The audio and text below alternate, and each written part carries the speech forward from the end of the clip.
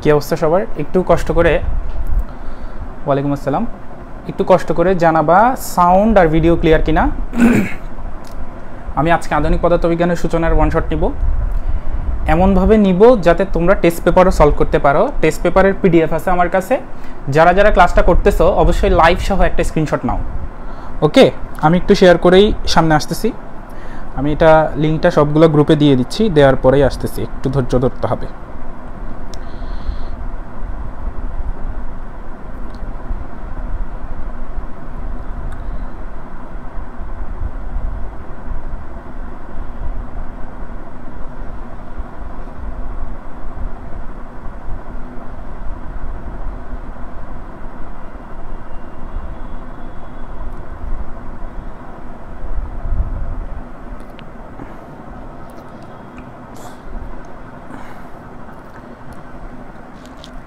ওকে, বিসমিল্লাহ করি। আমি অ্যাটেন্ডেন্সের দিকে তাকাবো না। আমি জানি তোমাদের অনেকের পরীক্ষা, অনেকে পড়তেছো, সব কিছু মিলে আমি অ্যাটেন্ডেন্সের দিকে তাকাবো না। আমি যারা আসছো সমস্যা নাই, আমি ক্লাসটা শুরু করতেছি। ওয়ালাইকুম আসসালাম।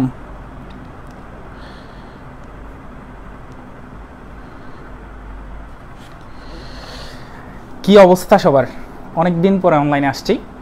অনলাইনে বলতে পাবলিকলি আর কি। এমনি তো আমার অনলাইন পেইড ব্যাচের ক্লাস তো চলতেছিল, কিন্তু পাবলিকলি অনেক দিন পরে আসা হয়েছে। তাও আবারও ওয়ান শট নিয়ে তোমাদের পরীক্ষা আসতেছে দেখে যেসব অধ্যায়গুলোর ওয়ান শট নেওয়া হয় নাই সেগুলোর নিব। আশা করি তোমাদের কাজে আসবে, যেমনটা আগেও আসছে। আমি বারবার বলতেছি ওয়ান শট মানে কিন্তু পুরো চ্যাপ্টারটা না, পুরো চ্যাপ্টারের মোস্ট ইম্পর্টেন্ট টপিকগুলোর জাস্ট তুমি যাতে আনসার করতে পারো বা ধরাই দিতে পারি আমি তোমাকে, মেইন কনসার্ন থাকবে সেটা। সবগুলো সূত্রের প্রমাণ দেখা পসিবল না, সবগুলো সূত্রের বেসিকটা বা রুটটা বলাও পসিবল না, কিন্তু তুমি যাতে ওয়ান শট দেখে পরীক্ষায় অ্যাটলিস্ট আনসার করতে পারো, বা তোমার যদি আগে থেকে পড়া থাকে তুমি অ্যাটলিস্ট রিভিশন করতে পারবা। এটাই হচ্ছে আমার মূল উদ্দেশ্য। তো স্যার আলবার্ট আইনস্টাইনকে দেখতেছো, যিনি আমাদের আধুনিক পদার্থবিজ্ঞানের সূচনা করেন। এটা আমার পেইড ব্যাচে আমি 11টা ক্লাস নিছি, বিশেষ না হলে জিজ্ঞেস করতে পারো। আমি আরেকটা নিব ওদের ম্যাথমেটিক্যাল কোনো সমস্যা যদি থাকে এক্সট্রা সেগুলোর জন্য। তো এটা ওয়ান শটে নিচ্ছি মানে বুঝতেছো যে অনেকগুলো প্রমাণ স্কিপ করব আমি, স্বাভাবিক। কিন্তু ওয়ান শট করার পর তুমি টেস্ট পেপার সলভ করতে পারবা, সেটার গ্যারান্টি আমি দিচ্ছি। টেস্ট পেপারের 20 সালের টেস্ট পেপারটার পিডিএফ করে রাখছি, পিডিএফ করা আছে আমার কাছে আধুনিক পদার্থবিজ্ঞানের সূচনা অধ্যায়টার। তোমরা যারা যারা ক্লাস করতেছো তোমাদের কাছে যদি টেস্ট পেপার থাকে তো ভালো, যদি না থাকে পিডিএফটা যদি লাগে আমার পেজে নক দিবা। কিভাবে? তুমি যে ক্লাস করছো সেটার প্রমাণ সহ, ঠিক আছে? আচ্ছা, সব ক্লিয়ার? চলো শুরু করি। Modern physics. মডার্ন ফিজিক্স শুরু করব কিভাবে দেখো। আমরা এতদিন পর্যন্ত যে ফিজিক্সটা পড়ছি, মডার্ন ফিজিক্সের আগের কথা বলতেছি, সেগুলোকে বলা হয় ক্লাসিক্যাল ফিজিক্স। সেগুলোকে বলা হয় ক্লাসিক্যাল ফিজিক্স। ক্লাসিক্যাল ফিজিক্সের একটা বড় অংশ জুড়ে ছিল আমাদের স্যার আইজাক নিউটন, অর্থাৎ নিউটন। তো বিজ্ঞানী নিউটন ক্লাসিক্যাল ফিজিক্সের একটা বড় অংশ জুড়ে ছিল দেখে ক্লাসিক্যাল ফিজিক্সকে নিউটনিয়ান ফিজিক্সও বলা হয়। বুঝতে পারছো? মানে উনি এত একটা বড় অংশ জুড়ে ছিল, এবং নিউটনের কথাবার্তাগুলোকে সবাই তখন এত পীরের মতো মানত। যখন আইনস্টাইন এসে নতুন একটা ধারণা দিচ্ছিল, আইনস্টাইনের কথাবার্তা কেউ মেনে নিচ্ছিল না। আইনস্টাইন কি নতুন ধারণা দিচ্ছিল? নিউটন বলছিলেন দৈর্ঘ্য, ভর আর সময়, এগুলা নিউটনের মতে এগুলা ছিল পরম। পরম মানে হচ্ছে ফিক্সড বা অ্যাবসলিউট। আইনস্টাইন এসে বলতেছে যে এগুলো পরম না, এগুলো আপেক্ষিক হইতে পারে। কোন সময়? সেগুলো নিয়েই হচ্ছে এই পুরো চ্যাপ্টারের কাহিনী। আইনস্টাইন বলতেছে দৈর্ঘ্য মানে লেন্থ, ভর মানে এম, সময় মানে টি, এগুলো আপেক্ষিক। এগুলো কি? আপেক্ষিক। এগুলো কে বলছে? এগুলো বলছেন স্যার আইজাক নিউটন, এগুলো বলছেন স্যার আলবার্ট আইনস্টাইন।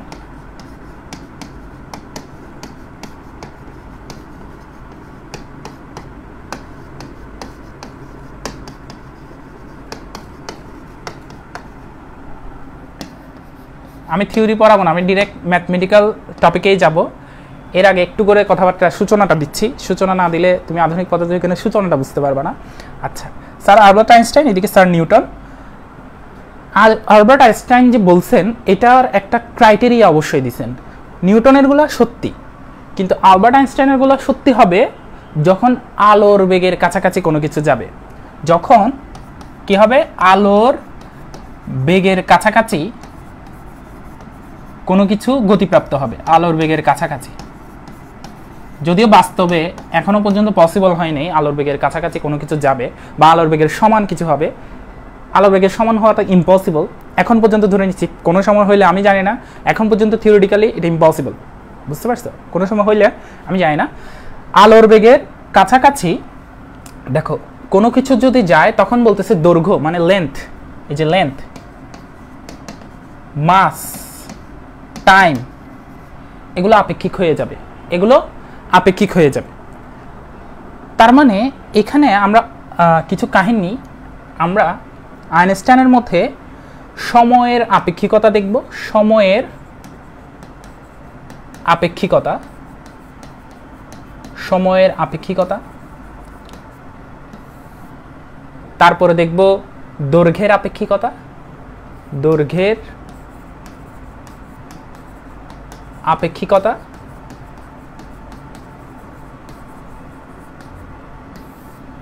তারপরে দেখব ভরের আপেক্ষিকতা।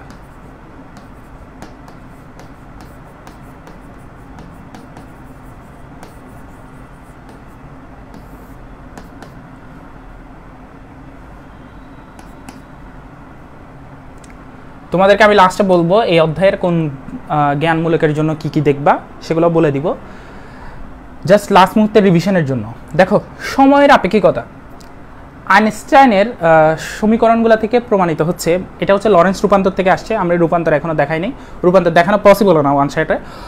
তোমার টেস্ট পেপারে যেগুলো আসছে শুধু সেগুলাই দেখাবো আমি, দেখো, বা বোর্ডে আসছে ওগুলা রিলেটেড ওয়ান শটটাই হচ্ছে মূলত। দেখো সময়ের আপেক্ষিকতা, সময়ের আপেক্ষিকতা মানে কি?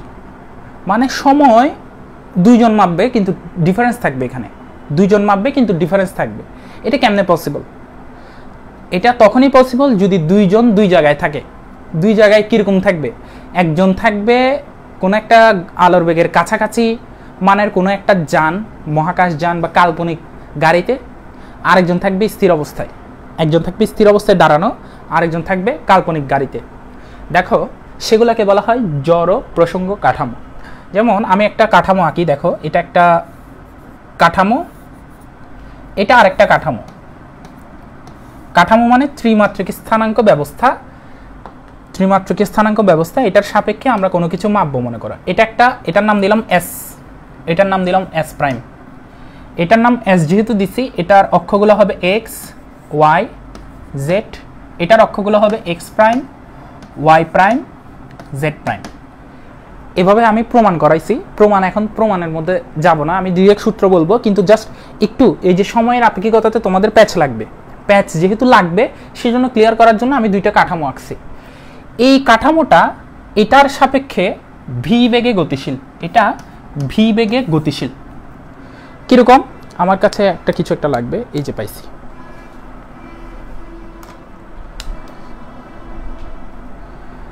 এই যে এখানে একটা, এটা মিনিয়ন, আচ্ছা যাই হোক, এটা আমার কলমটা। হ্যাঁ, এটা একজন এস কাঠামোতে দাঁড়ানো একজন ব্যক্তি। এটা স্থির কাঠামো, এই এস কাঠামোটা স্থির, আর এস প্রাইমটা গতিশীল, ভি বেগে সামনের দিকে গতিশীল। এই ভিটা আলোর বেগের কাছাকাছি, আলোর বেগের কাছাকাছি, আলোর বেগকে সি দ্বারা প্রকাশ করা হয়। এই ভিটা হচ্ছে আলোর বেগের কাছাকাছি। তো এখন এটা হচ্ছে স্থির, এখানে দাঁড়ায় আছে সে, আর এ হচ্ছে এখানে দাঁড়ানো ব্যক্তিটা, এখানে দাঁড়ায় আছে।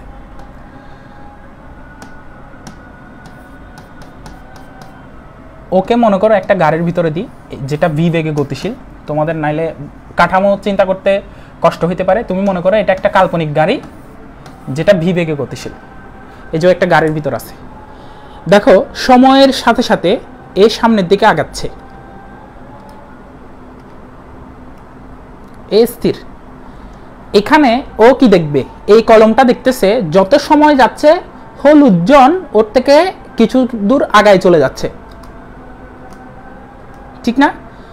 এ এখনো স্থির, কিন্তু এই হলুদ জন যখন ঘুরে ওর দিকে তাকাবে, দেখো হলুদ জনের চোখ দেখছো, ওর দিকে তাকায় আছে। হলুদ জন তো গতিশীল, হলুদ জনের মনে হবে এই সাদা কলমটা সময়ের সাথে সাথে ওর থেকে পিছাচ্ছে।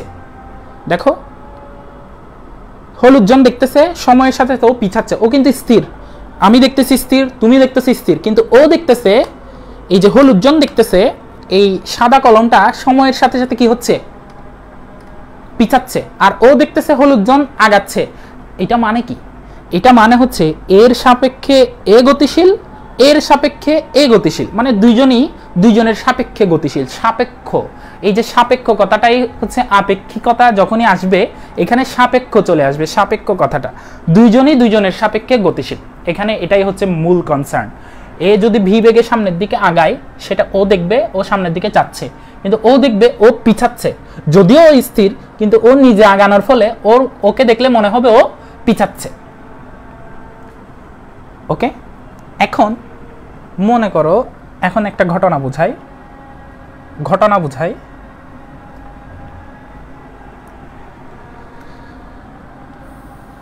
এটা হচ্ছে পৃথিবীতে তুমি দাঁড়ায় আছো, এটা হচ্ছে তুমি পৃথিবীতে। এখানে একটা রকেট আছে যেটা আলোর বেগের কাছাকাছি যাবে,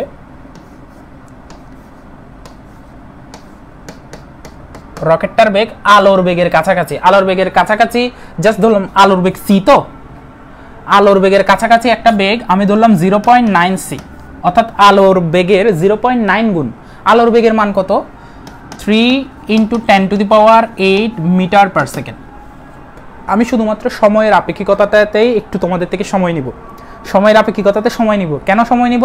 কারণ এটাতেই তোমরা বেশি প্যাচ লাগাই ফেলবা, ঘটনা কোনটা বুঝতে হবে।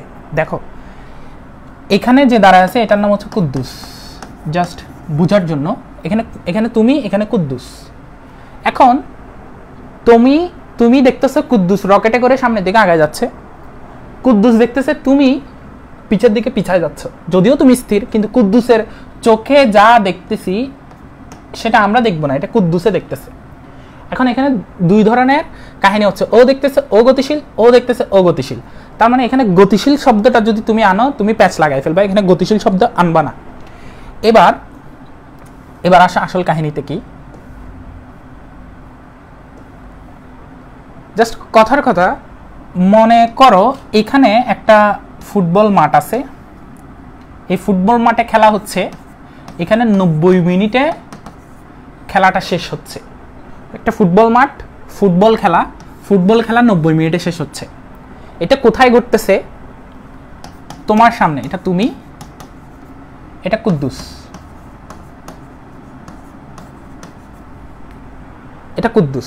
কুদ্দুস বি বেগে গতিশীল। এটা তুমি, তোমার সামনে খেলা হচ্ছে, তুমি যে সময়টা মাপবা সেটা এই প্রকৃত সময়। কেন? এই যে আমরা এখানে সব সময় আপেক্ষিকতা দেখব, আপেক্ষিকতা ব্যাপারটা হচ্ছে ঘটনা রিলেটেড। ঘটনা কি? ঘটনা হচ্ছে ফুটবল খেলাটা ঘটতেছে কোথায়? ও ট্রেনের ভিতর, নাকি তোমার সেখানে কুদ্দুসের ওখানে, নাকি তোমার ওখানে? তোমার ওখানে। তাহলে তোমার সামনে ফুটবল খেলা হচ্ছে, তুমি সময় মাপতেছো, তুমি যেটা মাপবা সেটাই প্রকৃত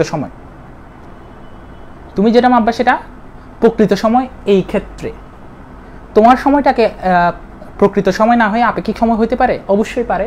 দেখো তুমি এটা মাপছো 90 মিনিট, কুদ্দুস মাপবে কত জানো? কুদ্দুস 90 থেকে বেশি মাপবে। কুদ্দুস মনে করো 150 মিনিট মাপছে, কুদ্দুস কখনো 90 মিনিট মাপবে না, এটা থেকে বেশি মাপবে। তুমি যেটা মাপছো সেটা হচ্ছে প্রকৃত সময় T0, কুদ্দুস যেটা মাপবে সেটা হচ্ছে আপেক্ষিক সময় T। তুমি দেখতেছো এই কুদ্দুসের যে সময় মাপছে সেটা তোমার প্রকৃত সময় থেকে বেশি, কুদ্দুসের মাপা সময়টা প্রকৃত সময় থেকে বেশি। তো সময়ের আপেক্ষিকতার আরেকটা অপর নাম হচ্ছে এই যে আপেক্ষিক সময় বাড়তি হয়ে যাচ্ছে না, এই যে কুদ্দুস যেটা মাপছে সেটা বেড়ে যাচ্ছে না, সেজন্য এটাকে কাল দীর্ঘায়িত হচ্ছে বলা হয়েছে, কাল দীর্ঘায়ন। এটার অপর নাম কি? কাল দীর্ঘায়ন। এখন তুমি মাথার মধ্যে সেট হয়ে যেতে পারে আমি যেটা মাপছি, এই যে স্যারে বলছে তুমি যেটা মাপছে সেটাই প্রকৃত সময়, তুমি যেটা মাপছে সেটাই প্রকৃত সময়। না, প্রকৃত সময় হচ্ছে ঘটনা যেখানে ঘটতেছে, ঘটনা যেখানে ঘটতেছে সেটাই প্রকৃত সময়। ঘটনা যেখানে ঘটতেছে সেটাই হচ্ছে প্রকৃত সময়, এটা মাথায় রাখবে। ঘটনা যেখানে ঘটতেছে সেটাই প্রকৃত সময়, সেটাই প্রকৃত সময়, সেটাই প্রকৃত সময়। আর প্যাস লাগায় না, ক্লিয়ার কথা হচ্ছে ঘটনা যেখানে ঘটতেছে সেটাই প্রকৃত সময়। এবার আসো ম্যাথে আসো। ম্যাথের ক্ষেত্রে সূত্রটা হচ্ছে দেখো, টি সমান t naught divided by √1 minus V square by C square. T সমান কি? T naught divided by √1 minus V square by C square. ভিটা কি? দেখো ভিটা কি, একটু পরিচয়গুলো দিয়ে দিই। টি নট প্রকৃত সময়, প্রকৃত সময়। টি আপেক্ষিক সময়, আপেক্ষিক সময়। ভি ওই যে কত বেগে গতিশীল, আলোর বেগের কাছাকাছি একটা বেগ যেটা থাকবে, সেটা কাল্পনিক গাড়ি হোক, মহাকাশ যান হোক, যেটাই বলবে আলোর বেগের কাছাকাছি একটা বেগ, সেটা হচ্ছে প্রশ্নে দেয়া থাকবে। আর এই সি এর মান তো তুমি জানোই, 3 × 10⁸ মিটার পার সেকেন্ড। তাহলে টি সমান t naught divided by √1 minus V square by C square. এটা হচ্ছে আমাদের ফাইনাল সূত্র। যেটাই নট সেটাই হচ্ছে প্রকৃত সময়। এখানে আমরা উদ্দীপক দেখে আমাদের প্রকৃত সময়টাই খুঁজে বের করতে হবে। মেইন কনসার্ন হচ্ছে উদ্দীপক দেখে প্রকৃত সময়টা খুঁজে বের করা। এবার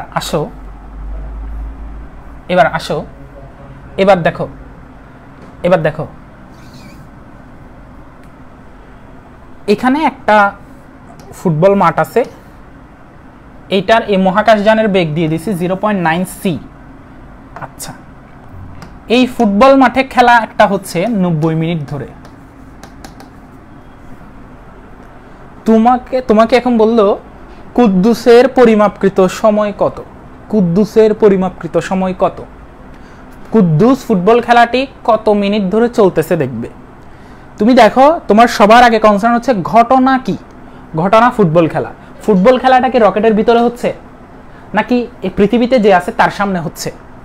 যার সামনে ঘটনা ঘটতেছে, ঘটনাটা যার সামনে ঘটতেছে সেটাই প্রকৃত সময়, অর্থাৎ এটাই টি নট।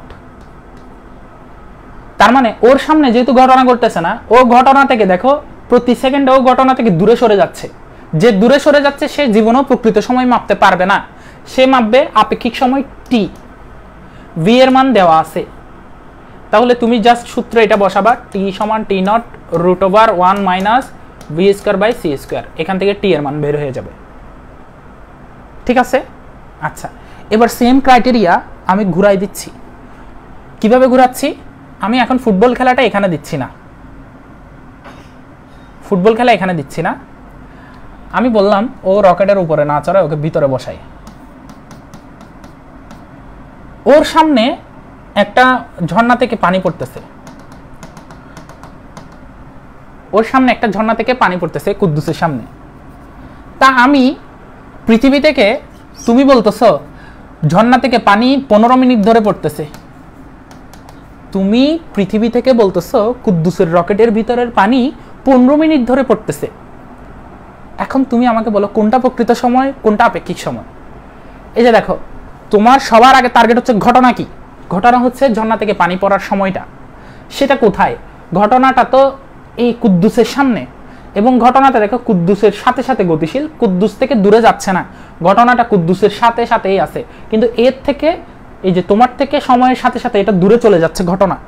তার মানে তুমি যেটা মাপতেছো, তোমার সামনে ঘটনা ঘটতেছে না, ঘটনা ঘটতেছে কুদ্দুসের সামনে। কুদ্দুস যেটা মাপবে সেটা হচ্ছে এখন টি নট, তুমি যেটা মেপে বসে আছো সেটা টি। তার মানে এই ক্ষেত্রে টি নটটা বের করতে হবে। মানে এখানে ঘটনা যেখানে ঘটতেছে সেটাই হচ্ছে প্রকৃত সময়, ঘটনা যেখানে ঘটতেছে সেটাই হচ্ছে প্রকৃত সময়। আশা করি তোমরা কনসেপ্টটা বুঝতে পারছো।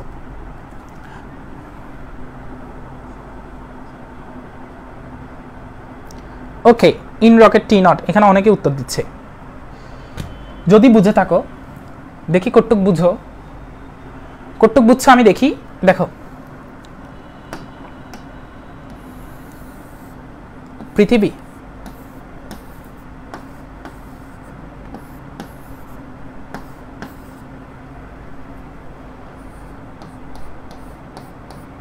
অন্য কালি, এটা কটুক বুঝছো, এখনই প্রমাণ পাবো। তোমাদের দৈর্ঘ্যের আপেক্ষিকতা আর ভরের আপেক্ষিকতাতে প্যাচ লাগবে না, সেটার গ্যারান্টি আমি দিচ্ছি। সেটাতে প্যাচ লাগবে না, সেটাতে কারো লাগে না কোনো সময়। সময়ের আপেক্ষিকতাতেই প্যাচটা লাগে, কারণ এখানে আমাদের সবার আগে ডিটারমাইন করতে হয় যে ঘটনা কি। ঘটনা কি সেটা বোঝার পরে ঘটনা যেখানে ঘটতেছে সেখানের থেকে যে মাপবে সেই মাপবে প্রকৃত সময়। ওকে, আচ্ছা, এখানে আমি একজনকে নাম দিলাম, এটার নাম মনে করার কিছু নাই, আমি আমার নামই দিলাম আবিদ। হ্যাঁ,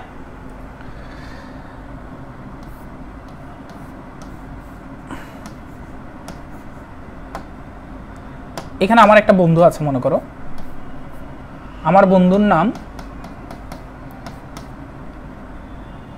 ফাইদুল। এখানে আবিদ, এখানে ফাইদুল। ফাইদুলের বয়স, এই যে দেখো, ফাইদুল পৃথিবী থেকে রওনা দিচ্ছে। রওনা যখন দিচ্ছিল ফাইদুলের বয়স ছিল, দেখো বয়স, ওর বয়স ছিল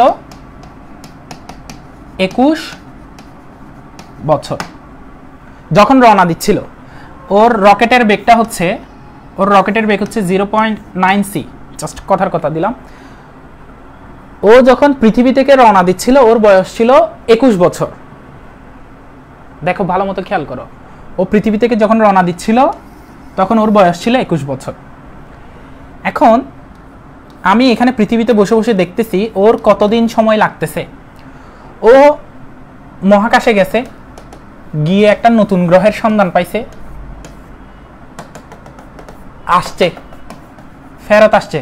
ফাইদুল এসে এখানে দাঁড়াইলো, ফাইদুল এসে দাঁড়াইছে।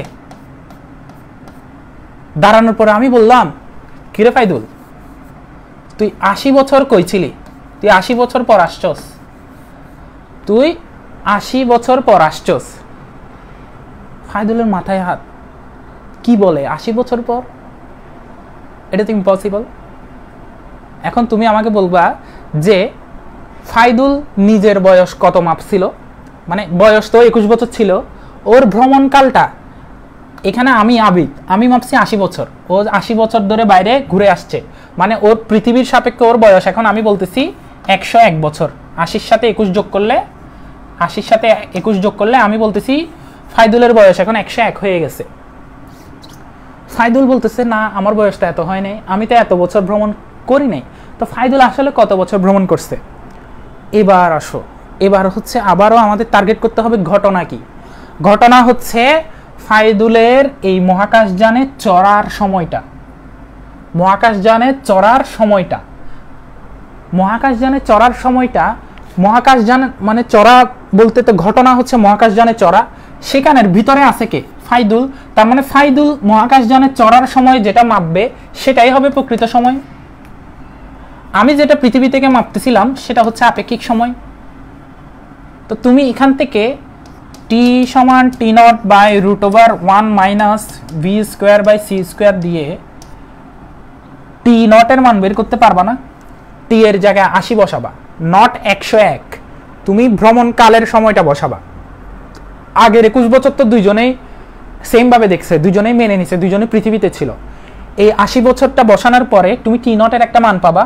T0 এর মান যেটা পাবা সেটাই হচ্ছে আসলে ফাইদুল কতক্ষণ ভ্রমণ করছে সেই সময়টা। T0টাই কি ফাইদুল আসলে কতক্ষণ ভ্রমণ করছে সেই সময়টা, সেটার সাথে 21 বছর যোগ করে দিয়ে ফাইদুলের বর্তমান বয়স বের করবা।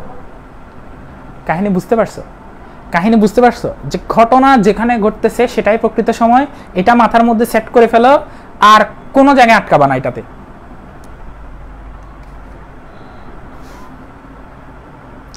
রকেট আঁকা শিখছি, খুব ইজি তো, রকেট আঁকা শিখছি।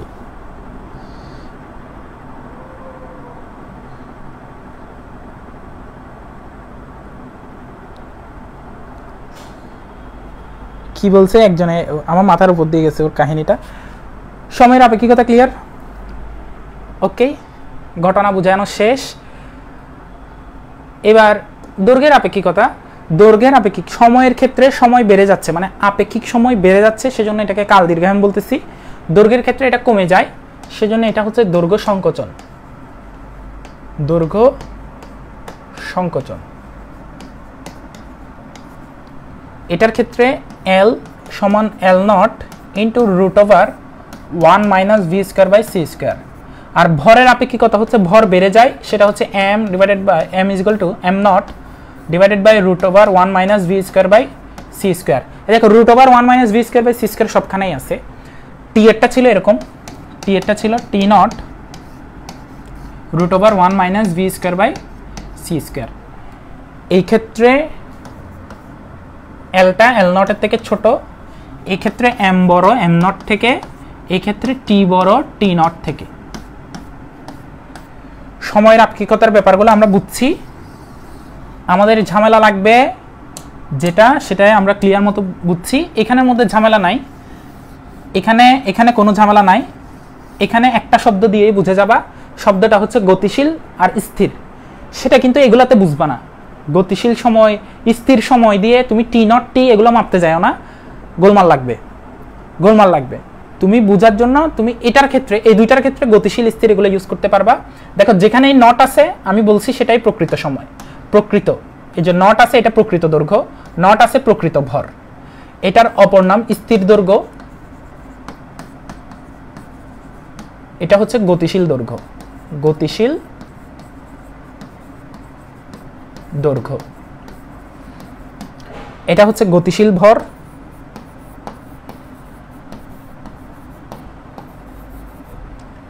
এটা হচ্ছে স্থির ভর।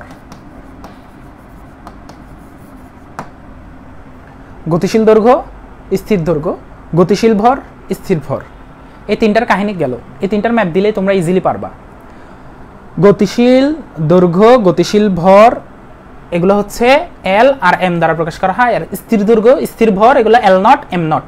যেটা স্থির দৈর্ঘ্য সেটাই হচ্ছে প্রকৃত দৈর্ঘ্য, যেটা স্থির ভর সেটাই হচ্ছে প্রকৃত ভর।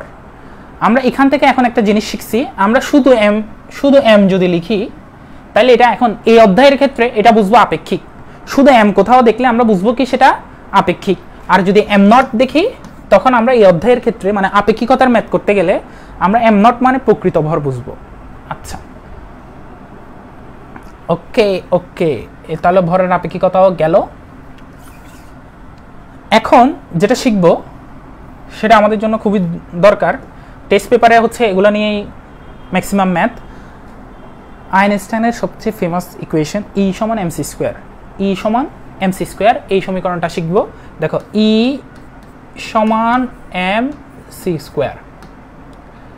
আচ্ছা এটাই হচ্ছে আইনস্টাইনের ভর শক্তি সম্পর্ক। ভর ও শক্তির মধ্যে একটা সম্পর্ক করে, ভর শক্তি সম্পর্ক। এটা হচ্ছে টোটাল এনার্জি বা মোট শক্তি। আমি জাস্ট সূত্রগুলো দেখাচ্ছি আর কনসেপ্টটা বুঝাচ্ছি। তোমরা টেস্ট পেপার সলভ করতে পারবা সেটা আমি গ্যারান্টি দিচ্ছি। টোটাল এনার্জি E সমান কি mc স্কোয়ার। আরেকটা জিনিস লিখে রাখো, টোটাল এনার্জি সমান হচ্ছে গতিশক্তি প্লাস নিশ্চল অবস্থার শক্তি, নিশ্চল অবস্থার শক্তি। অর্থাৎ টোটাল এনার্জিকে যদি E দ্বারা প্রকাশ করি, গতিশক্তিকে যদি E কে মানে কাইনেটিক এনার্জি E কে দ্বারা প্রকাশ করি, আর নিশ্চল অবস্থার শক্তিকে তাহলে আমি E নট দ্বারা প্রকাশ করব। নিশ্চল অবস্থার শক্তিকে E নট দ্বারা প্রকাশ করব। ওকে আচ্ছা, E সমান mc স্কোয়ার আমরা জানি, E কে সমান জানি না, বের করব। E নট মানে হচ্ছে নিশ্চল অবস্থার শক্তি, নিশ্চল মানে হচ্ছে স্থির অবস্থার শক্তি, স্থির অবস্থার শক্তি মানে হচ্ছে স্থির ভর দ্বারা যে শক্তি। স্থির ভর মানে হচ্ছে কি, স্থির ভর মানে হচ্ছে m0 c square, m0 c square. এখান থেকে তুমি গতিশক্তি E কেটা বের করতে পারবা না? অবশ্যই পারবা। গতিশক্তি E কে সমান হচ্ছে mc square minus M naught C square. তোমরা বইয়ের মধ্যে দেখবা অনেক জায়গায় এভাবে লিখছে, মানে সি স্কোয়ারটাকে কমন নিয়ে ফেলছে, M minus M naught C square. এটা কি, এটা কি জিনিস? এটা হচ্ছে আইনস্টাইনীয় গতিশক্তি। এই যে গতিশক্তি, এটা হচ্ছে আইনস্টাইনীয় গতিশক্তি বা আপেক্ষিক গতিশক্তিও তুমি বলতে পারো। এটা হচ্ছে আইনস্টাইনীয় গতিশক্তি, আইনস্টাইনীয় গতিশক্তি, আইনস্টাইনীয় গতিশক্তি। তোমার পরীক্ষায় উদ্দীপক কিরকম দিবে? কোন একটা বস্তুর ভর দিয়ে দিবে, একটা বেগ দিয়ে দিবে, বলবে আইনস্টাইনীয় গতিশক্তি এবং নিউটনীয় গতিশক্তির মধ্যে ডিফারেন্স কত। দেখো তুমি আইনস্টাইনীয় গতিশক্তি বের করা শিখছো, m minus M naught C square. এখানে আবার ওই যে ভরের আপেক্ষিকতা সূত্রটা ইউজ করতে হবে। আমি এই পেজগুলো কাটি, দাঁড়াও।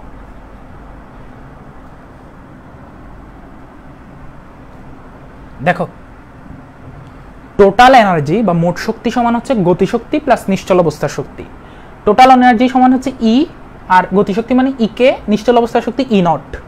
ই এর জায়গায় এম সি স্কোয়ার বসালাম, ই কে এর জায়গায় ই কে রেখে দিলাম, ই নটের জায়গায় এম নট সি স্কোয়ার। তোমাকে যদি প্রশ্নে শুধু নিশ্চল অবস্থার শক্তি বের করতে বলে, তুমি ই নটটা বের করে দিলেই চলবে। তোমাকে যদি মোট শক্তি বের করতে বলে, তুমি এম সি স্কোয়ার বের করে দিলেই চলবে। এখন এম সি স্কোয়ার বের করার সময় তোমাকে মনে করো প্রকৃত ভর দিয়ে দিছে প্রশ্নে, প্রকৃত ভর অর্থাৎ এম নট দিয়ে দিছে, কিন্তু তোমার বের করতে হবে মোট শক্তি এম সি স্কোয়ার। মা টেনশনে পড়ে গেছি, এম এম করতে পাবো, আমাকে তো এম নট দিয়ে দিছে। কোনো টেনশন নাই তো, আমরা তো এই সূত্রটা জানি, এম সমান M naught root over 1 minus V square by C square. তো এখানে এম এর জায়গায় শুধু এটা বসাই দাও, এই ভ্যালুটা বসাই দাও, হয়ে গেছে তো। ওকে, এম এর জায়গায় শুধু এই ভ্যালুটা বসাই দাও। তোমাকে বেগের মান প্রশ্নে দেয়া থাকবে, আলোর বেগের মান তোমার মুখস্থ, আর কি লাগে। উদ্দীপক কিরকম আসবে? উদ্দীপক আসবে একটা আইনস্টাইনীয় গতিশক্তি, আইনস্টাইনীয়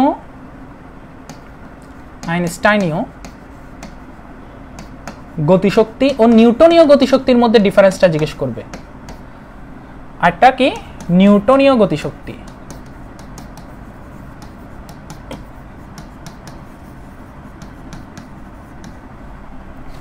তো আইনস্টাইনীয় গতিশক্তি কি, নিউটনীয় গতিশক্তি কি? আইনস্টাইনীয় গতিশক্তি ই কে সমান আমরা জানি কি, M C square minus M naught C square. সূত্র ভুলে গেলে মোট শক্তি থেকে নিশ্চল অবস্থার শক্তি বাদ দিলেই তো গতিশক্তিটাই থাকবে।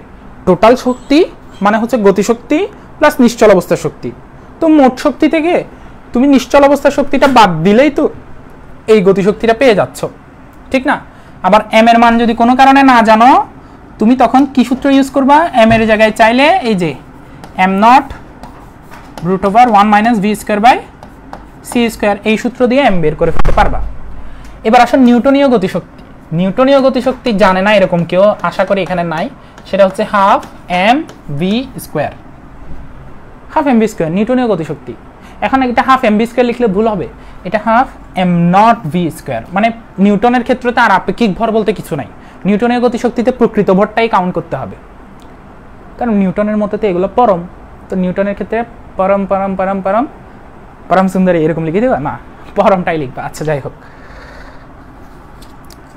আমাদের কলেজে জীবনে সোজা কোশ্চেন করে না, এরকম করলে তো ভালো হইতো, বাট করবে না। এই তোমাদের কলেজে কিরকম করছে? আচ্ছা, তাসনিম বলতেছে ওয়ান শটগুলো জোস। কয়টা ম্যাথ? আচ্ছা ঠিক আছে, ম্যাথ সলভ করে দিব, টেনশন নিও না। তোমরা জাস্ট কমেন্ট করো গতিশক্তির ব্যাপারটা ক্লিয়ার কিনা, গতিশক্তি আর আপেক্ষিকতার ব্যাপারটা ক্লিয়ার কিনা কমেন্ট করো। এখন যেটা দেখবো সেগুলো থেকেই তুমি টেস্ট পেপার খুললেই শুধু সেগুলো দেখবা, টেস্ট পেপার খুললেই শুধু সেগুলো দেখবা। Photo electric effect, Compton effect, photo electric effect, Compton effect, এই দুইটা নিয়ে একটু বেশি সময় আলোচনা করব, নাহলে তুমি টেস্ট পেপার সলভ করতে পারবে না, তখন গালি তো আমাকেই দিবা যে কি ওয়ান শট নিছে, আমি টেস্ট পেপার সলভ করতে পারতেছি না, বলবা না? তো সেজন্যই আমি বলতেছি যে একটু মনোযোগ দাও।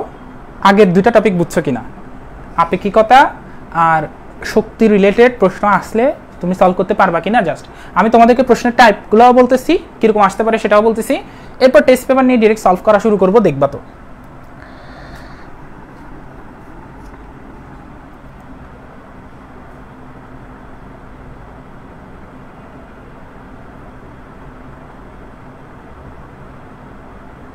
ওকে ক্লিয়ার থ্যাংক ইউ ক্লিয়ার এখন দেখব ফটো ইলেকট্রিক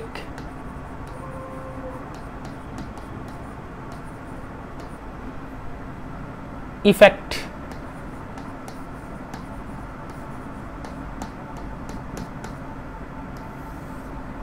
এই চ্যাপ্টার থেকে আসলে তোমাদের মাস্ট আনসার করতে হবে এই চ্যাপ্টার থেকে ম্যাথ করে নাম্বার তোলা ইজি মানে মিলে যায় ম্যাথগুলো মিলে যায় একদম হুবহু মিলে যায় সেজন্য মজা বেশি ওকে ফটো ইলেকট্রিক ইফেক্ট দেখো ইংলিশে যদি লিখি ফটো ইংলিশেই লিখছি বাংলায় লিখছিলাম আর কি ওটা একই কথা ফটো ইলেকট্রিক ইফেক্ট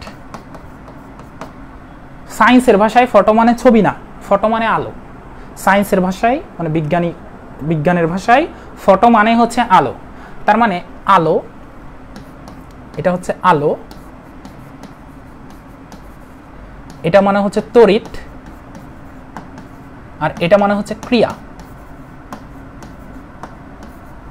আলোক তড়িৎ ক্রিয়া আবিষ্কার করছে স্মিথ নামে একজন বিজ্ঞানী কিন্তু এটা সুন্দরভাবে ব্যাখ্যা করছে হচ্ছে আমাদের স্যার আলবার্ট আইনস্টাইন উনি এত সুন্দর করে ব্যাখ্যা করছে উনি এটার জন্যই নোবেল পুরস্কার পায় উনি যে নোবেল পুরস্কার পাইছেন ওটা কিন্তু আপেক্ষিকতার জন্য না এটা কিন্তু অনেকে জানে না উনি কিন্তু নোবেল পাইছিলেন হচ্ছে ফটো ইলেকট্রিক ইফেক্টের জন্য এটা ব্যাখ্যা করার জন্য এটা যদি উনি আবিষ্কার করেন আবিষ্কার করছে স্মিথ উনি ব্যাখ্যা করছে পারফেক্টলি সেজন্য উনি এটার জন্য নোবেল পুরস্কার পাইছে এবং আলোক তড়িৎ ক্রিয়া শব্দটা ভেঙে ভেঙে যদি পড়ি দেখো আলোক তড়িৎ ক্রিয়া মানে আলো কোথাও হবে সেখানে তড়িৎ ক্রিয়া হবে আলো পড়ার ফলে সেখানে কি হবে তড়িৎ ক্রিয়া আচ্ছা তড়িৎ ক্রিয়া মানে কি তড়িৎ ক্রিয়া মানে হচ্ছে কারেন্ট চলা ঠিক না তড়িৎ প্রবাহিত হওয়া এরকম কিছুই তো আচ্ছা তড়িৎ প্রবাহ কখন হয় যখন মুক্ত ইলেকট্রন দৌড়াদৌড়ি করে ঠিক না যখন কোনো মুক্ত ইলেকট্রন দৌড়াদৌড়ি করবে তখনই তো কি হয় তড়িৎ ক্রিয়া হয়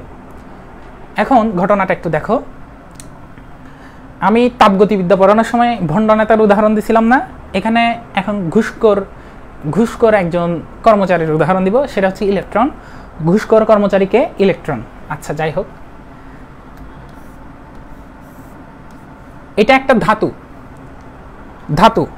ধাতু বা ধাতব পৃষ্ঠ বলতে পারো ধাতু এটা একটা ধাতু সেটা সোডিয়াম ধাতু হইতে পারে যে কোনো ধাতু আমরা জানি ধাতুর মধ্যে কি থাকে ধাতুর মধ্যে অনেকগুলো মুক্ত ইলেকট্রন থাকে ধাতুর মধ্যে কি থাকে অনেকগুলো মুক্ত ইলেকট্রন থাকে যেগুলো ধাতব পৃষ্ঠের মধ্যে ছড়িয়ে ছিটিয়ে থাকে ঠিক না ধাতব পৃষ্ঠ মনে করো এটা এখানে একটা ইলেকট্রন এখানে একটা ইলেকট্রন এখানে একটা ইলেকট্রন তুমি কি নিয়ে একটা খেয়ে ফেলবা না নিয়ে খেতে পারবা না এটা জাস্ট ধাতব পৃষ্ঠের মধ্যে থাকে ঠিক না আচ্ছা তো এরকম কোটি কোটি ইলেকট্রন থাকতে পারে অনেক বড় যদি খণ্ড হয় তো আমি জাস্ট একটা ইলেকট্রনের ক্ষেত্রে চিন্তা করতেছি দেখো একটা ইলেকট্রনের ক্ষেত্রে চিন্তা করতেছি এখানে একটা ইলেকট্রন আছে ইলেকট্রনটা এভাবে বললাম না দিই একটা ইলেকট্রন আছে অনেকগুলো আছে আলো এখন আমি বলছি কি এখানে আলোক তড়িৎ ক্রিয়া ঘটবে আলোক তড়িৎ ক্রিয়া মানে এই ধাতব পৃষ্ঠের উপর যদি আমি আলো ফেললে এই ইলেকট্রনটা দৌড় মারবে ইলেকট্রন দৌড় মারায় মানে হচ্ছে তড়িৎ প্রবাহিত হওয়া অর্থাৎ তড়িৎ ক্রিয়া ঘটা তার মানে আলো পড়ার ফলে ইলেকট্রন কি হবে গতিপ্রাপ্ত হবে সেটাই হচ্ছে আলোক তড়িৎ ক্রিয়া এবং গতিপ্রাপ্ত হয়ে কিরকম হবে জানো এই ধাতব পৃষ্ঠ থেকে মুক্ত হয়ে দৌড় মারবে বের হয়ে পালাবে এখান থেকে বের হয়ে পালাবে সেটাই কি আলোক তড়িৎ ক্রিয়া বা ফটো ইলেকট্রিক ইফেক্ট এই যে আলো আসলে হচ্ছে অনেকগুলো ফোটনের সমষ্টি ফোটন বা প্যাকেট আকারে যাওয়াকে ফোটন বলতেছি আলো ফোটনের সমষ্টি ফোটনের একটা শক্তি থাকে ফোটনের কি থাকে শক্তি থাকে এই যে এখান থেকে মনে করো আমি আলো ফেলছি আলো আসছে দেখো আলো আসছে আলো একটা তাড়িৎ চুম্বক তরঙ্গ আমরা জানি সেজন্য আমি এভাবে আঁকছি এখান থেকে কি আসছে আলো আমি আরেকটা কথা বলছি আলো আসলে কিসের সমষ্টি ফোটনের সমষ্টি তো আমি বললাম যে ফোটন আসছে ধাতব পৃষ্ঠে পড়ে এই ইলেকট্রনকে কিছুক্ষণ উস্কাইছে ভাই জানা তুই জানা ফোটন তারপরে ইলেকট্রনকে উস্কানোর পরে ইলেকট্রনটা কি হয়েছে এই ধাতব পৃষ্ঠ থেকে মুক্ত হয়ে একটা গতিশক্তি নিয়ে বের হয়ে গেছে, স্বাভাবিক ও বেগ প্রাপ্ত হবে। বেগ প্রাপ্ত হইলে ও নিশ্চয়ই একটা গতিশক্তি আছে। দেখো ফোটন এভাবে গেছে, গিয়ে ইলেকট্রনকে কিছুক্ষণ জানা বলছে, ইলেকট্রন কিছুক্ষণ পরে কনভিন্স হয়েছে, তারপরে দিছে দৌড়। এখন কিছুক্ষণ পরে কেন কনভিন্স হয়েছে আমি ডিরেক্ট বলতে পারতাম না, এসে ধুম করে বাড়ি দিয়ে পাঠাই দিছে। কিছুক্ষণ ওকে, এই ইলেকট্রনটা হচ্ছে ঘুষখোর, ও হচ্ছে কি ঘুষখোর। ওকে আমি বললাম যে তুমি বাইরে থেকে কিছু একটা বাইরে দৌড় মারো, ও যাবে না, ও বলবে যে আগে আমাকে টাকা দাও। তো মনে করো ফোটনে পাঠাইছে 100 টাকা, ফোটনে 100 টাকা পাঠাইছে, ওর 20 টাকা রেখে দিবে, বা ওর যত টাকা দরকার ও রেখে দিবে, এরপর বাকি 80 টাকা নিয়ে দৌড় মারবে। এখন কি টাকার কাহিনী বলতেছি এখানে হচ্ছে শক্তি। ফোটনের একটা শক্তি আছে, ফোটনের শক্তি সবগুলো গতিশক্তিতে রূপান্তর হবে না। ফোটনের একটা শক্তি আছে ই, সেটার কিছু অংশ ইলেকট্রন নিজে নিয়ে ফেলবে, বাকি অংশ দিয়ে ইলেকট্রন গতিশক্তি নিয়ে দৌড় মারবে। ফোটনের টোটাল যে শক্তি আছে সেখান থেকে ইলেকট্রন কিছু নিয়ে ফেলবে, বাকি শক্তি নিয়ে সে দৌড় মারবে, ভি বেগে ছুটে যাবে। এই যে কিছু নিয়ে ফেলবে সেটাকে বলা হয় কার্য অপেক্ষক বা ডাব্লিউ নট। কার্য অপেক্ষক বা ডাব্লিউ নট। এই কার্য অপেক্ষককে অনেক জায়গায় দেখবা ফাই দ্বারা প্রকাশ করছে। তুমি ডাব্লিউ নট লিখো, ফাই লিখো, তোমার ইচ্ছা। কার্য অপেক্ষক, এটার নাম কি দিলাম? কার্য অপেক্ষক। আমি কোনো কিছুর সংজ্ঞা বলতে যাচ্ছি না, সংজ্ঞাগুলো যেগুলো আমি টপিক পড়াচ্ছি সেগুলো সব কিছুর সংজ্ঞা তোমাদের দেখতেই হবে ক এর জন্য, মানে জ্ঞানমূলকের জন্য। এটা কি কার্য অপেক্ষক। মনে করো আমি এই ইলেকট্রনটার কার্য অপেক্ষক বলে দিছি 100 জুল, জাস্ট কথার কথা 100 জুল। তুমি এমন একটা ফোটন পাঠাইছো যার শক্তি হচ্ছে 100 জুল। তুমি একটা ফোটন পাঠাইছো যার শক্তি কত? 100 জুল। এই ফোটনটা যাবে, গিয়ে ওকে 100 জুল দিবে, ও অ্যাক্টিভ হয়ে গেছে, 100 জুল দিছে, অ্যাক্টিভ হয়ে গেছে। ফোটনের আর শক্তি আছে? নাই। আর যদি এক্সট্রা এক শক্তিও থাকতো সেটা নিয়ে সে ছুটে যাইতো ইলেকট্রনটা। তুমি 100 দিছো, 100, ও অ্যাক্টিভ হয়েছে, ও অ্যাক্টিভ হয়ে বসে আছে। এখন আর 1.1 দিলে ও দৌড় মারবে, কিন্তু তুমি তো ওকে দিতে পারতেছো না এখন, তো সেজন্য ও দৌড় মারবে না। এখানে তুমি দিছো 90, কিন্তু ওকে অ্যাক্টিভ করতে হলে, মানে ওর কার্য অপেক্ষক হচ্ছে 100 জুল, মিনিমাম 100 দিতেই হবে। এরপরে এক্সট্রা যে শক্তি থাকবে সেটা নিয়ে গতিশক্তি নিয়ে দৌড় মারবে। তুমি দিছো 90 জুল। এটা ইলেকট্রনটা এই ধাতব পৃষ্ঠ থেকে, এটা একটা ধাতব পৃষ্ঠ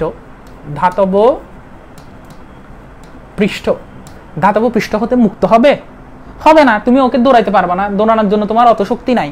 তুমি যদি 110 দিতা, 110 জুল দিতা, 110 জুল দিতা, ওর অ্যাক্টিভ করার জন্য 100 লাগতেছে, বাকি 10 জুল নিয়ে সে দৌড় মারত।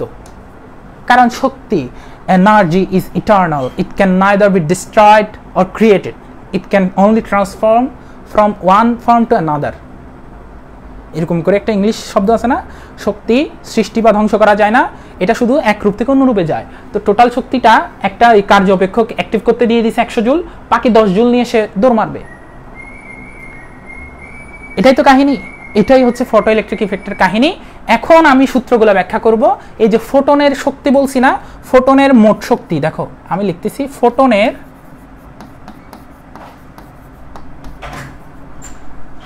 মোট শক্তি ই সমান হচ্ছে এইচ নিউ। ফোটনের মোট শক্তি ই সমান কি? H new. এটার নাম হচ্ছে নিউ। এই নিউ মানে হচ্ছে কম্পাঙ্ক, সোজা কথা ফ্রিকোয়েন্সি। তুমি এফ লিখো, আমার কোনো আপত্তি নাই। শব্দের আপত্তি থাকলে তো সেজন্য তুমি নিউ লিখিও, বুঝছো? আমার কোনো আপত্তি নাই। ফ্রিকোয়েন্সি মানেও এফ, নিউ মানেও এফ, একই কথা। তো কম্পাঙ্ক। আর এইচটা কি? প্লাঙ্কের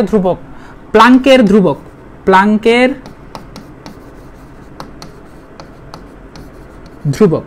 এটার মান হচ্ছে 6.626 ইন্টু 10 ইনভার্স 34 জুল সেকেন্ড। এটা মুখস্থ, কোনো কারণে ভুলে চাইলে, তুমি যদি ভুলে যাও, ক্যালকুলেটরের দেখবে একটা ঢাকনা আছে না, ওই ঢাকনার মধ্যে কিন্তু এই এইচ এর মানটা দেওয়া আছে। তো তোমাকে যদি ঢাকনা ইউজ করতে না দেয়, এইচ এর মানটা কততে আছে? শিফট কনস্ট্যান্ট 04 বা 06 এ আছে। ও লিখে দিবা। আর এইচ এর মান মুখস্থ করা তো কষ্ট না, 6.626 × 10⁻34 জুল সেকেন্ড। এটা কি? ফোটনের মোট শক্তি, ফোটনের মোট শক্তি, এত শক্তি নিয়ে ফোটন আসবে। আচ্ছা এবার দেখো আরেকটা জিনিস দেখো, আমরা জানি v সমান f ল্যামডা, এই সূত্রটা জানো? আশা করি জানো।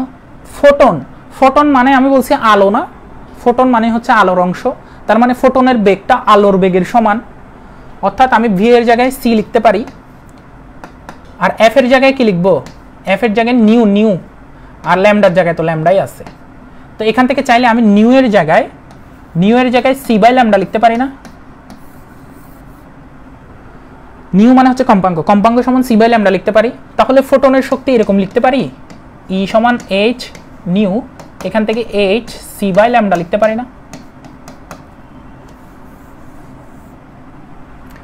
h c/λ, এটা মানে কি বুঝতেছি আমি?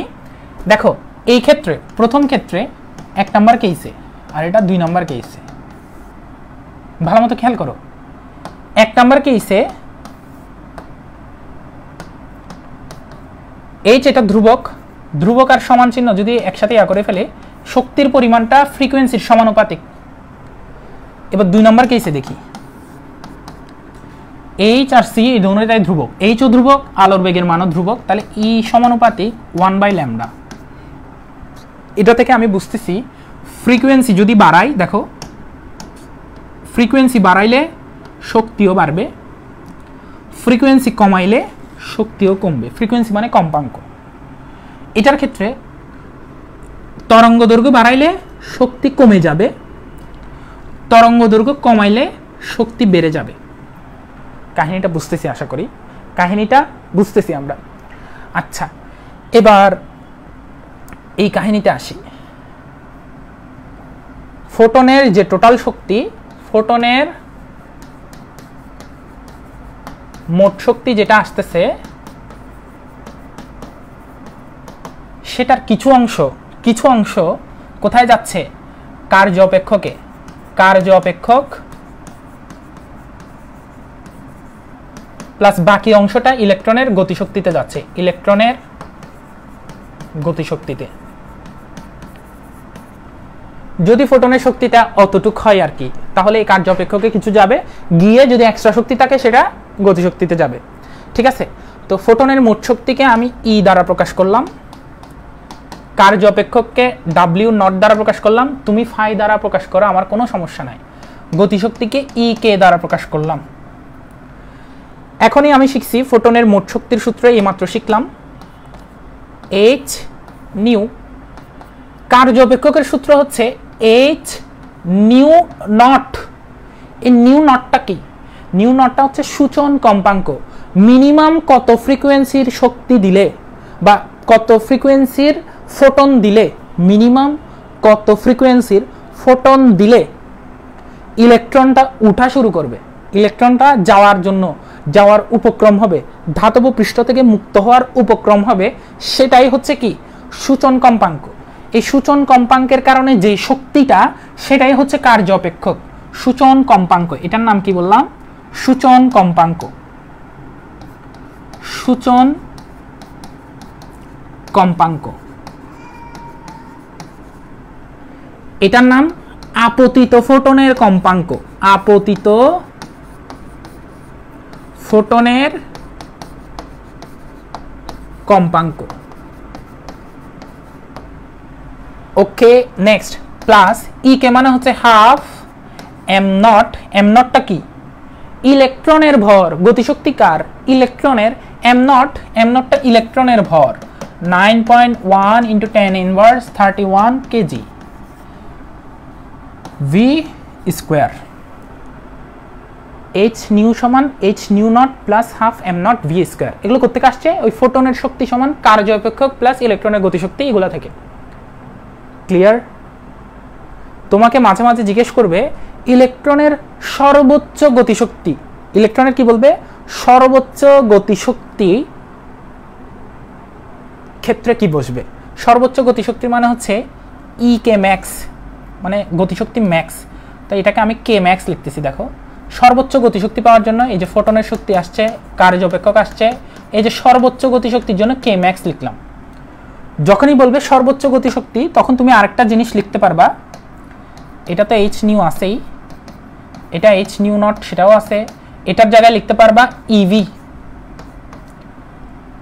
অথবা তুমি ফার্স্টে এটা লিখো half am not V max square.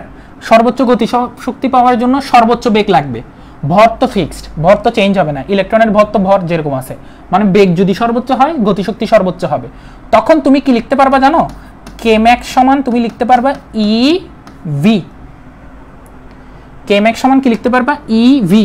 ইটা কি, এটা হচ্ছে ইলেকট্রনের চার্জ, ইলেকট্রনের চার্জ, সেটার মান হচ্ছে 1.6 × 10⁻19 কুলম।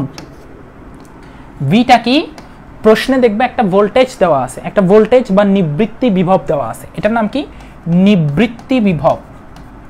প্রশ্নে দেওয়া থাকবে একটা বিভব 10 ভোল্ট, 20 ভোল্ট, 2 ভোল্ট, 2 কিলোভোল্ট, এরকম কিছু একটা দেওয়া থাকবে, নিবৃত্তি বিভব। তোমাকে যদি প্রশ্নে শুধু একটা নিবৃত্তি বিভব দেওয়া থাকে, সেখান থেকে যদি জিজ্ঞেস করে ইলেকট্রনের সর্বোচ্চ বেগ কত, তুমি কিভাবে বের করবা? দেখো তোমাকে প্রশ্নের মধ্যে বলে দিল নিবৃত্তি বিভব 10 কিলোভোল্ট, ইলেকট্রনের সর্বোচ্চ বেগ কত, এটা ক্যাপিটাল ভি, এটা ক্যাপিটাল ভি, এটা স্মল ভি, ইলেকট্রনের সর্বোচ্চ বেগ কত? তুমি বলতেছো কোনো মান নাই, শুধু এটা কেমনে বের করব? আমি বলছি সর্বোচ্চ বেগের ক্ষেত্রে বা সর্বোচ্চ গতিশক্তির ক্ষেত্রে তুমি কি লিখতে পারবা, কে ম্যাক্স সমান ইভি, ঠিক না? এই ভি এর মানটা দেওয়া আছে, ই এর মান তোমার মুখস্থ। এখানে কে ম্যাক্স এর জায়গায় লিখতে পারো half am not V max square equal to EV. এখান থেকে তুমি লিখতে পারো ভি ম্যাক্স, এই যে ভি এরকম সমান 2 ইভি বাই এম নট। সেখান থেকে তুমি ফাইনালি ভি ম্যাক্স সমান পাবা, ভি ম্যাক্স সমান কি পাবা, √2 ইভি বাই এম নট। ই এর মান 1.6 × 10⁻19, ভি এর মান 10 কিলোভোল্ট, এটাকে 10 × 1000, মানে শুধু ভোল্ট এককে নিয়ে যাবা, 10,000 বসাবা। এম নটের মান 9.1 × 10⁻31 কেজি, বেগের মান যেটা আসবে সেটা মিটার পার সেকেন্ড এককে আসবে। ক্লিয়ার? ব্যাপারটা ক্লিয়ার হইছো? আচ্ছা, এটা কতটুকু ক্লিয়ার হইছো সেটা বোঝার জন্য আমি আরেকটা জিনিস লিখতেছি। দেখো আমি বললাম ফোটনের মোট শক্তি সমান কার্য অপেক্ষক প্লাস ইলেকট্রনের গতিশক্তি। এখান থেকে আমি লিখছিলাম এইচ নিউ সমান H nu naught plus half M V square. এখান থেকে আরেকটা জিনিস লিখতে পারি, এই যে নিউ এর জায়গায় এইচ সি বাই ল্যামডা, এখানে H C by lambda naught plus half M V square. C মানে আলোর বেগ, সেটা আমরা সবাই জানি। ল্যামডাটা কি? এই ল্যামডা হচ্ছে আপতিত ফোটনের তরঙ্গ দৈর্ঘ্য। এটা কি? ওটা যদি সূচন কম্পাঙ্ক হয় এটা হবে সূচন তরঙ্গ দৈর্ঘ্য। সিম্পল কথা, এটা হবে সূচন তরঙ্গ দৈর্ঘ্য। ইলেকট্রনের ভর, ইলেকট্রনের বেগ। ফটো ইলেকট্রিক ইফেক্ট পারবা কিনা বলো? ফটো ইলেকট্রিক ইফেক্ট বুঝছো কিনা, পারবা কিনা বলো?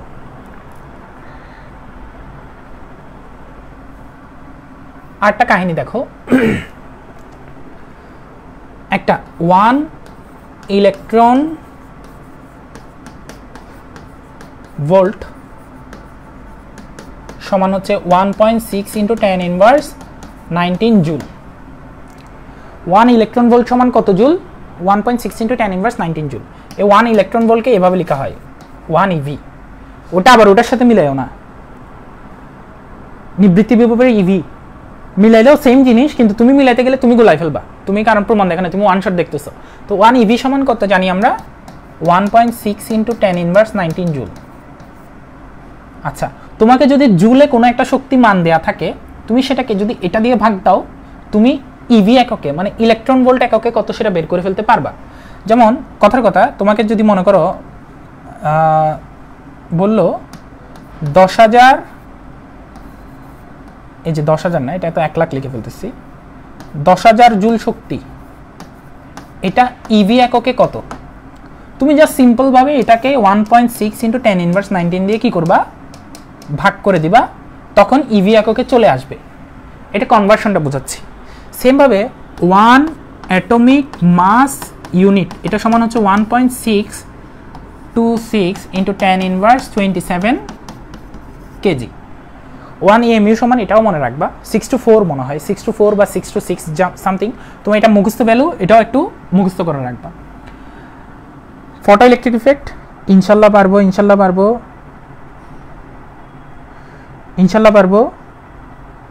আপতিত ফোটন ও সূচন ফোটনটা আরেকবার বলেন। সূচন ফোটন তো কোনো কিছু বলি নেই, সূচন ফোটন বলতে কোনো কিছু বলি নেই, আমি বলছি আপতিত ফোটনের তরঙ্গ দৈর্ঘ্য, আর একটা হচ্ছে সূচন তরঙ্গ দৈর্ঘ্য। মানে যতটুক শক্তি পেলে ইলেকট্রনটা মুক্ত হবে, সেই শক্তিটা যতটুক অংশ, ফোটনের যতটুক অংশের জন্য হচ্ছে, সেটাই হচ্ছে সূচন তরঙ্গ দৈর্ঘ্য। আচ্ছা তাওসিয়া, তুমি মডার্ন ফিজিক্সের গ্রুপে আসো, সেখানে দেখে নিবা সব ডিটেলস। আচ্ছা, এরপর কম্পটন ইফেক্ট দেখো, কম্পটন ইফেক্টটা দেখো, ইনশাল্লাহ পারবো সবাই বলছে। এবার লাস্ট টপিক, কম্পটন ইফেক্ট দিয়েই শেষ। কম্পটন প্রভাব, বা ইংলিশে যদি লিখি কম্পটন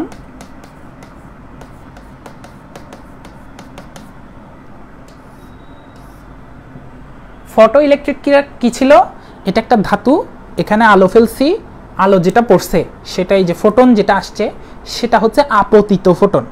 আপতিত মানে হচ্ছে আসতেছে, আপতিত ফোটন এটা পড়ছে, এখানে ইলেকট্রনকে উত্তেজিত করছে, ইলেকট্রন উত্তেজিত হয়ে দিছে দূর, ধাতব পৃষ্ঠ থেকে মুক্ত হয়ে গেছে, সেটা ছিল ফটো ইলেকট্রিক ইফেক্ট। এখন পড়বো কম্পটন ইফেক্ট। কম্পটন ইফেক্ট এখানের মধ্যে কি হবে, কাহিনীটা আগে বুঝতে হবে, এরপরে তোমার জন্য সূত্রগুলো বোঝা ইজি হবে। কাহিনী বুঝো, এরপরে সূত্রটা মুখস্থ রাখাটাও ইজি হবে। একটু দেখো, এবার হচ্ছে একটা ইলেকট্রন চুপচাপ বসে আছে,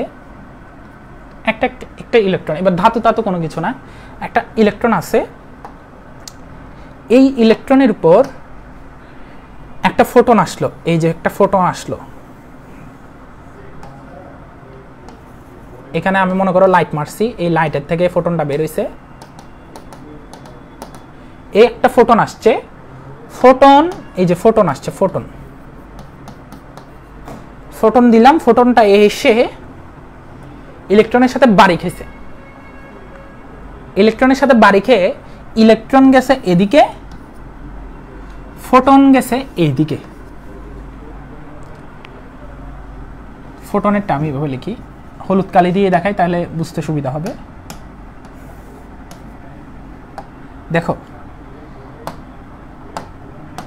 ফোটনটা এইদিকে এদিকে গেছে, একটা ফোটন আসছে, ইলেকট্রনের সাথে বাড়ি খাইছে, ইলেকট্রন গেছে এই বরাবর, ফোটন গেছে এই বরাবর, সেটা এক্স অক্ষের সাথে, মানে ওদের এই অক্ষটা যদি চিন্তা করি, এই অক্ষের সাথে ফোটনটা, মনে করো আমি নাম দিচ্ছি, তুমি গরু, ছাগল, গাধা, মুরগি, হাঁস যেটাই দাও কোনো সমস্যা নাই, আমি নাম দিচ্ছি ফাই। আমি কি নাম দিছি? ফাই। আর এই অ্যাঙ্গেলটা দিলাম থিটা। ঘটনা কি ঘটছে? এটা গেছে ফোটন, এটা গেছে ইলেকট্রন। ভালো মতো খেয়াল করবা, ইলেকট্রন স্থির ছিল, জাস্ট কথার কথা, ইলেকট্রনটা স্থির ছিল, একটা ফোটন আসছে, ফোটন এসে ইলেকট্রনকে বাড়ি দিছে, বাড়ি দিয়ে ফোটন ওদিকে চলে গেছে, ইলেকট্রন এদিকে চলে গেছে। তো এটা হচ্ছিল আপতিত ফোটন, এটা ছিল আপতিত মানে যেটা আসছে, আর এটা হচ্ছে বিক্ষেপিত ফোটন। এটা কি? বিক্ষেপিত ফোটন। আর এটা হচ্ছে বিক্ষেপিত ইলেকট্রন, বা এটাকে তুমি বলতে পারো ফটো ইলেকট্রন। এটা কি বলতে পারো? বিক্ষেপিত ইলেকট্রন বা ফটো ইলেকট্রন। ফটো ইলেকট্রন এটাকে বলিও না, এটা হচ্ছে বিক্ষেপিত ইলেকট্রন। ফটো ইলেকট্রন ছিল আগেরটা, ফটো তড়িৎ ক্রিয়ারটা, এটা হচ্ছে বিক্ষেপিত ইলেকট্রন।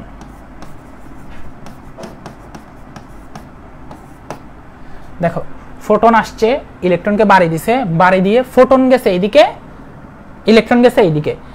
আমি অ্যাঙ্গেল হিসাব করব, এই যে ফাই, তুমি গরু গাধা ছাগল নাম দাও, আমি বলছি না, কোনো সমস্যা নাই। এফআই এটা হচ্ছে ফোটনের বিক্ষেপণ কোণ, মানে ফোটন কতটুকু বিক্ষিপ্ত হয়েছে, ফোটনের বিক্ষেপণ কোণ। আর এটা হচ্ছে ইলেকট্রনের বিক্ষেপণ কোণ।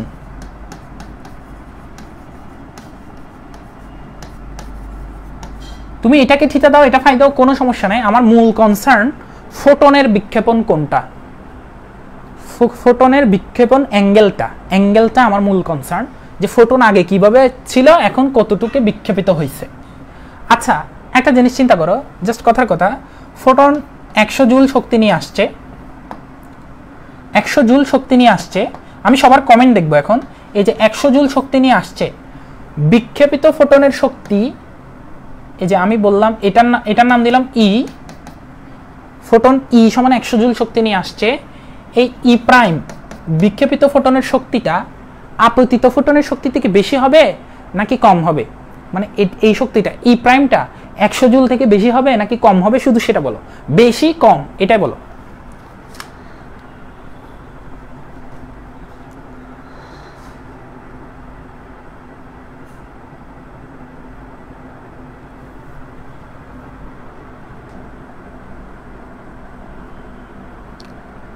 তাওসিয়া বলছে কম, তারপর নাবিদও বলতেছে কম, ওয়ারদা বলছে কম, আর আরেকজন 4 জনের ভোট নিয়ে আমরা 4টা অপশন ফিল আপ করি। আরেকজন বলো, বুঝে বলো, যে ফোটনটা আসছিল এ বাড়ি খাইছে, বাড়ি খেয়ে যে চলে গেছে, তার শক্তি বেশি হবে নাকি কম? কম, স্বাভাবিক। কেন? কারণ এই দেখো, ইলেকট্রন স্থির ছিল, ও 100 জুল শক্তি নিয়ে আসছে, বা কথার কথা 100 জুল নিয়ে আসবে কোনো কথা নাই, আমি জাস্ট কথার কথা বললাম, 100 জুল নিয়ে আসছে, ইলেকট্রনটা গতিশক্তি প্রাপ্ত হয়েছে না, তার মানে নিশ্চয়ই ইলেকট্রন কিছু শক্তি নিছে 20 জুলের মতো, জাস্ট কথার কথা। এখন বাকি শক্তি নিয়ে ফোটন সরে গেছে আর কি 80 জুল। তো আমি জাস্ট যেটা বলতে চাচ্ছি, ই গ্রেটার দেন ই প্রাইম, মানে আপতিত ফোটনের শক্তি বিক্ষেপিত ফোটনের শক্তি অপেক্ষা বেশি। এখন এটাই হচ্ছে আমাদের মূল কনসার্ন। এখন কম্পটন ইফেক্টের সূত্র রেডি হয়ে যাবে আমাদের। দেখো, আপতিত ফোটনের শক্তি গ্রেটার দেন কি, বিক্ষেপিত ফোটনের শক্তি। তো আমি আপতিত ফোটনের শক্তির নাম দিছি ই গ্রেটার দেন ই প্রাইম। এটা তোমরা মেনে নিতে পারছো আশা করি। এখানে আমরা জানি ফোটনের শক্তি এইচ নিউ দ্বারা প্রকাশ করা হয়, H new greater than H new prime, এটার জন্য সব প্রাইম। এইচ প্রাইম কেন লিখি নাই? কারণ এইচ তো কনস্ট্যান্ট, প্লাঙ্কের ধ্রুবক, এটা তো ধ্রুবক মান। আচ্ছা, তাহলে ধ্রুবক কাটি, ধ্রুবক কাটা। এখান থেকে আমি দেখতেছি একটা জিনিস, দেখছো, আপতিত ফোটনের কম্পাঙ্ক বিক্ষেপিত ফোটনের কম্পাঙ্ক অপেক্ষা বেশি, এটা আশা করি বুঝতে পারছো। এবার আরেকটা কেস লিখবো, এই যে নিউ এর জায়গায় আমি লিখতে পারি C by lambda greater than C by lambda prime, C by lambda greater than C by lambda prime. এখন এখান থেকে যদি সি কাটি, 1 by lambda greater than 1 by lambda prime, এখান থেকে ল্যামডাটা এদিকে আনি, ল্যামডা প্রাইম এদিকে আনি, ল্যামডা এদিকে নিয়ে যাই, ফাইনালি আমরা যেটা পাই lambda prime greater than lambda. অর্থাৎ ফাইনালি যেটা পাইছি, বিক্ষেপিত ফোটনের তরঙ্গ দৈর্ঘ্য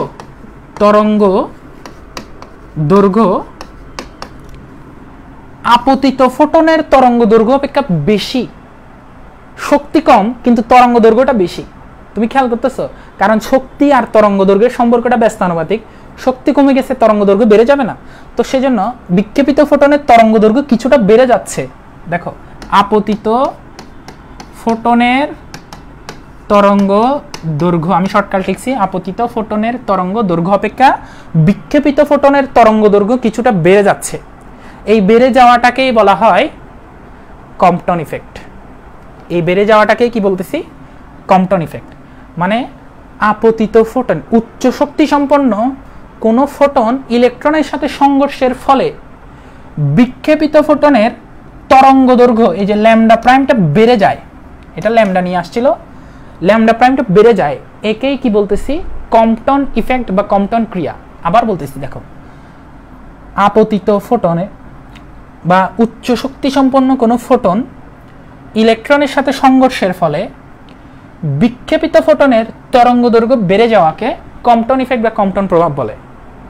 সহজ কথায় যদি তুমি সংজ্ঞাটা লিখতে চাও, বইয়ে আরো সুন্দর করে আছে, তুমি এটাই আমি যা বলছি এই কাহিনীটাই আর একটু কিছু এক্সট্রা দুই একটা ওয়ার্ড আছে, এগুলো দেখবা। এখন ফাইনালি এই যে আমরা বুঝতে পারলাম যে ল্যামডার প্রাইমের মানটা ল্যামডা থেকে বড়, এটা আমরা বুঝতে পারছি। এখন আমরা এইখান থেকে একটা সূত্র লিখব যেটা আমাদের মুখস্থ করতে হবে, সেটা হচ্ছে এই ল্যামডা প্রাইমটা ল্যামডা থেকে কতটুক বড়, ল্যামডা প্রাইম ল্যামডা থেকে কতটুক বড়, সেটা হচ্ছে h/m0c 1 - cos phi। h/m0c 1 - cos phi হবে হবে আগামীকাল অফলাইনে আইসিডি ক্লাস হবে, হবে, টেনশন নিও না, হবে।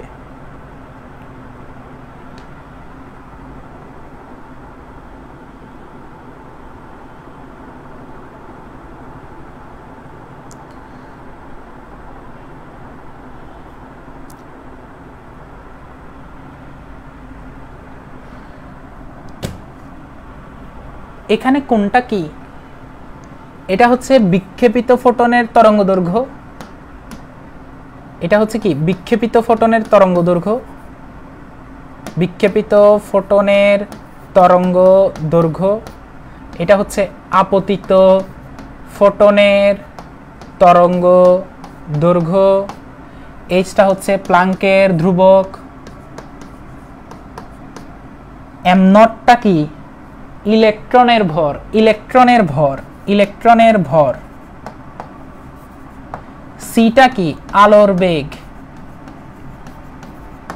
মেইন কনসার্ন কি জানো আমাদের? এই ফাইটা।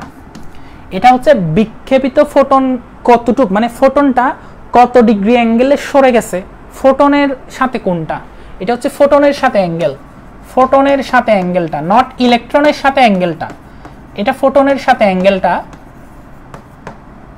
ফাই। তুমি দেখবা অনেক জায়গায় টিটা দিয়ে করছে, করো। ফাইনালি আমাদের মেইন কনসার্ন কি? ফোটনের সাথে অ্যাঙ্গেল। এটা গরু দাও, ছাগল দাও, মুরগি দাও, সমস্যা নাই, ফোটনের সাথে অ্যাঙ্গেলটাই আমরা হিসাব করব। এখানে তোমাকে এইটা মানটা দেয়া থাকবে, এই মানটা দেয়া থাকবে, বাকি সবগুলো তোমার মুখস্থ, এগুলো বসাতে হবে। বিক্ষেপিত ফোটনের তরঙ্গ দৈর্ঘ্য কত জিজ্ঞেস করবে। বিক্ষেপিত ফোটনের তরঙ্গ দৈর্ঘ্য যদি তুমি বের করতে পারো, বিক্ষেপিত ফোটনের শক্তি বের করতে পারবা না? বিক্ষেপিত ফোটনের শক্তি কত? বিক্ষেপিত ফোটনের শক্তি হচ্ছে hc/λ প্রাইম, hc/λ প্রাইম। তোমাকে যদি বলে ইলেকট্রনটি সংঘর্ষের পরে কত বেগে সরে গেছে, তো তুমি জানো মোট শক্তির কিছু অংশ গেছে এই যে বিক্ষেপিত ফোটনের শক্তি এখানে, আর বাকিটা ইলেকট্রনের গতিশক্তি রূপে গেছে। তো মোট শক্তিটা তুমি জানো hc/λ, এখান থেকে hc/λ প্রাইম, আর এখানে হাফ mv²। এখান থেকে ফোটনের বেগ, ইলেকট্রনের বেগ বের করে ফেলতে পারবা। ঘুরে ফিরে কাহিনী সেম, ঘুরে ফিরে কাহিনী সেম। কনসেপ্ট মাথায় ঢুকছে? সূত্র কি? ল্যামডা প্রাইম মাইনাস ল্যামডা যেগুলো h/m0c 1 - cos phi। তোমাকে যদি বলে তরঙ্গ দৈর্ঘ্যের পরিবর্তন করতুক, তাহলে এটাই তো পরিবর্তন। এটাকে তুমি চাইলে ডেল ল্যামডাও লিখতে পারো, যেটা h/m0c 1 - cos phi। কম্পটন ইফেক্টের সূত্র। সৃজনশীল ম্যাক্সিমাম হচ্ছে কম্পটন ইফেক্ট আর ফটো ইলেকট্রিক ক্রিয়া নিয়ে আমি দেখলাম টেস্ট পেপারে।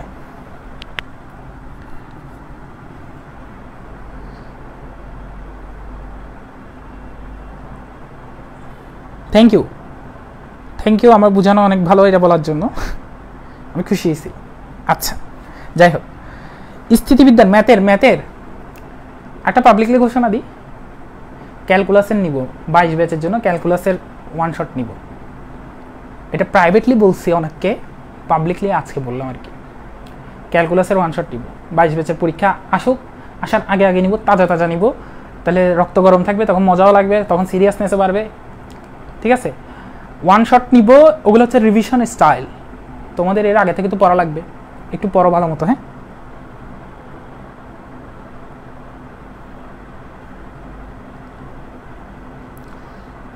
স্থিতরিত নিব, কমেন্ট করো তো দেখি নেক্সট কোনটা চাও, ওয়ান শট স্থিতরিত নাকি অন্য কোনো কিছু, কমেন্ট করো।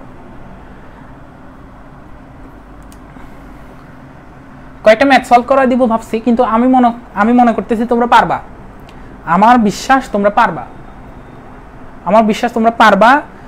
জাস্ট এটা দেখবা, কোনো কিছু যদি ইলেকট্রন ভোল্ট এককে থাকে সেটাকে জুলে নিয়ে যাবা, জুলে নেওয়ার জন্য 1.6 × 10⁻19 দিয়ে কি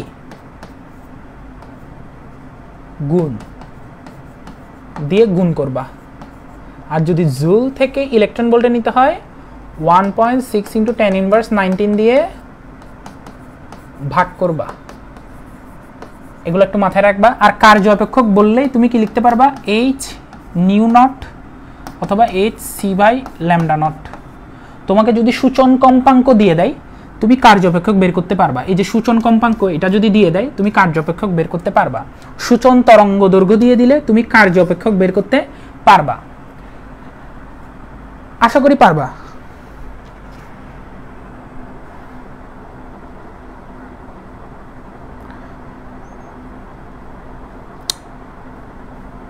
দেখো দুইজন তিনজন মনে হয় ভৌত আলোক বিজ্ঞানের কথা বলছে, ম্যাক্সিমামই হচ্ছে স্থিতরিত চলতরিত। এই চলতরিতের ওয়ান শট নিছি অলরেডি, ইউটিউব চ্যানেলেও আপলোড দেওয়া আছে, একটু কষ্ট করে দেখে নিবা। আমি এই ক্লাসটা শেষে ওই টেস্ট পেপারের যদি পিডিএফটা লাগে অবশ্যই নক দিব পেজে, আমাকে পার্সোনালি নক দিও না, কষ্ট করে পেজে নক দিবা। হ্যাঁ, পেজে অথবা আমার হোয়াটসঅ্যাপে নক দিলেও চলবে। সবাই ভালো থাকবা, সুস্থ থাকবা। একটু কমেন্টে জানাবা যে নেক্সট কোনটার ওয়ান শট চাও, যেগুলো আমি নিই নাই সেগুলো থেকে বলো। স্থিতরিত, ভৌত আলোক বিজ্ঞান, সেমিকন্ডাক্টর, ইলেকট্রনিক্স, যেটা চাও। আমি আজকে একটা পোল দিব আবার, যদি পোলে ভোট বেশি দেখে হয়তো কালকেই নিয়ে ফেলবো। আমি কালকে শুক্রবার, কালকে আমি ফ্রি আছি সন্ধ্যার পরে ফ্রি আছি। সকালে যদিও অফলাইনে ক্লাস আছে, অফলাইনে ক্লাস নিতে যাব। তো সবাই ভালো থাকবা, সুস্থ থাকবা। এখন ক্লাস শেষ করার সাথে সাথে একটু কষ্ট করে, তোমার কাছে যদি ইশাক স্যারের বইটা থাকে, দেখো ইশাক স্যারের বইয়ের শেষে ইশাক স্যার, আমি তোমাকে বোঝাতে চাচ্ছি যে ওয়ান শটের ইফেক্টটা কিরকম। তুমি ইশাক স্যারের বইয়ের শেষে কিছু সিকিউ আছে, বইয়ের শেষে অনেকগুলো সিকিউ আছে, 19টা নাকি 25টার মতো আছে মনে হয়। ওগুলো একটু কষ্ট করে দেখো, ওগুলো সলভ করার চেষ্টা করো। আমি বলতেছি তুমি পারবা, আমি বলতেছি তো কারণ আমি জানি আমি কি পড়াইছি। তুমি পারবা যদি ক্লাসটা মনোযোগ দিয়ে করে থাকো। অথবা তোমার কাছে যদি টেস্ট পেপার থাকে, টেস্ট পেপারে একটু উল্টা দেখো, টেস্ট পেপারে উল্টাই দেখো, টেস্ট পেপার এগুলো সব পারবা। ওকে, তো সবাই ভালো থাকবা, সুস্থ থাকবা, সুন্দর থাকবা।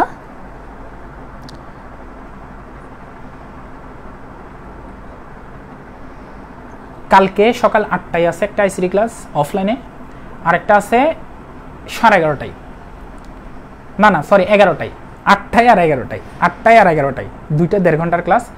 আর ফিজিক্স ক্লাস হচ্ছে শনিবার, ফার্স্ট ইয়ারের ওদের। ফিজিক্সের যদি কেউ নতুন আসতে চাও শনিবার বিকাল 5টায় আসবা, ফার্স্ট ইয়ারের ওদের। এমনি তুমি চাইলে শনিবার বলতেছি, শনিবার শবে বরাতের বন্ধ, সোমবার বিকাল 3টা, 4টা, 5টা যে কোনো একটাতে আসতে পারো, 5টাটা হচ্ছে নতুন ব্যাচ। ওকে, সবাই ভালো থাকবা, সুস্থ থাকবা, সুন্দর থাকবা। আল্লাহ হাফিজ।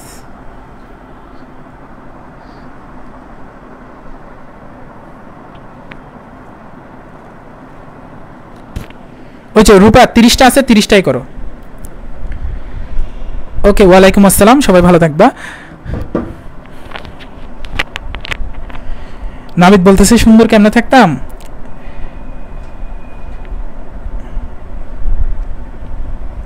আমি জানি না, আমাকেও জানায় না যদি জেনে থাকো। ঠিক আছে, আল্লাহ হাফিজ।